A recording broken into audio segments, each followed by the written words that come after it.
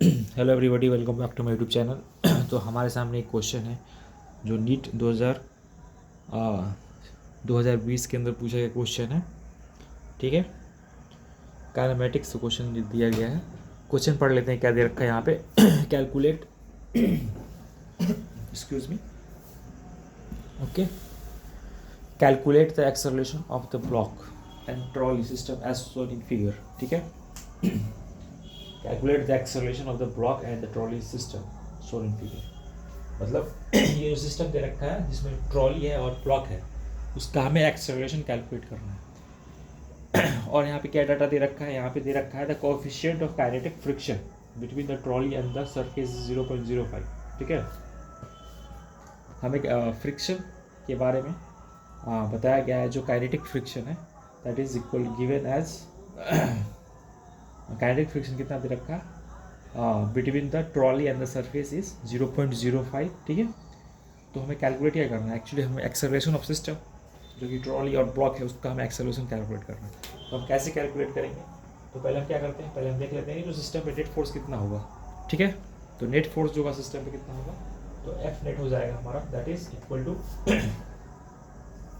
एक यहाँ पे क्या कौन सा फोर्स लग रहा है, यहाँ पे एक ग्रेविटेशनल फोर्स लग रहा है। ठीक है, 2 kg ब्लॉक के ऊपर ग्रेविटेशनल फोर्स लग रहा है। कितना लग रहा है, that is 2 into ji 2g। ठीक है, mg फोर्स लगेगा यहाँ पे। तो mg कितना है यहाँ पे, मास 2 kg है और एक्सेलरेशन बोला 10 metre per second square.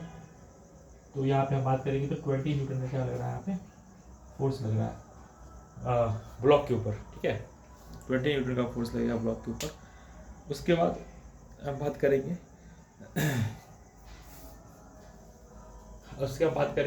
Trolley के ऊपर कौन सा फोर्स लग रहा है, तो इसके ऊपर फ्रिक्शनल फोर्स लगेगा, उसका डायरेक्शन अपोजिट होता है।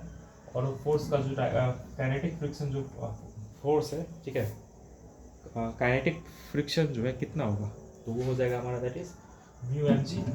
ठीक है, म्यू कितना दे रखा है, 0.05, मास दे रखा है 10 और जी। ठीक है, तो कैलकुलेट करेंगे तो ये हो जाएगा हमारा 5 न्यूटन।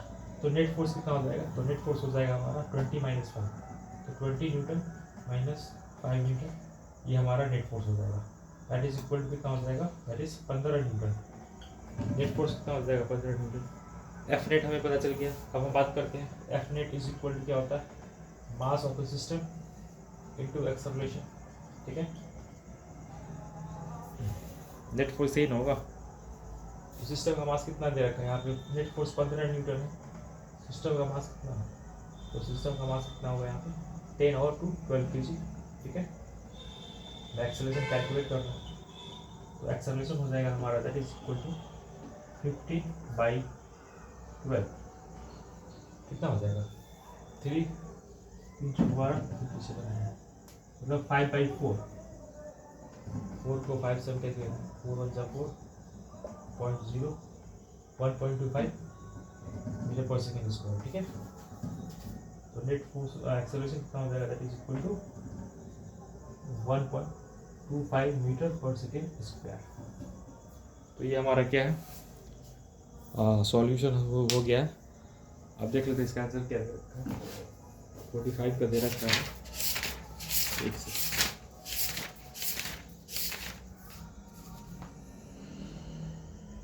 सही है। ठीक है, तो हमारा आंसर ये 1.25, ये हमारा आंसर है। तो बहुत ही सिंपल क्वेश्चन है, हमें नेट फोर्स कैलकुलेट करना है पहले।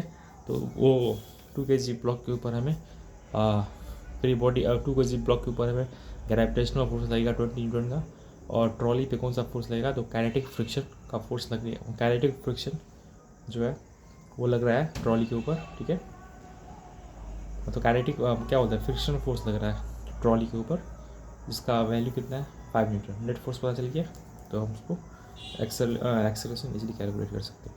तो उम्मीद करते हैं आप लोगों को ये कंसेप्ट समझ में आया होगा। तो थैंक्स फॉर वॉचिंग, फिर मिलते हैं नेक्स्ट वीडियो में, तब तक के लिए ओके बाय।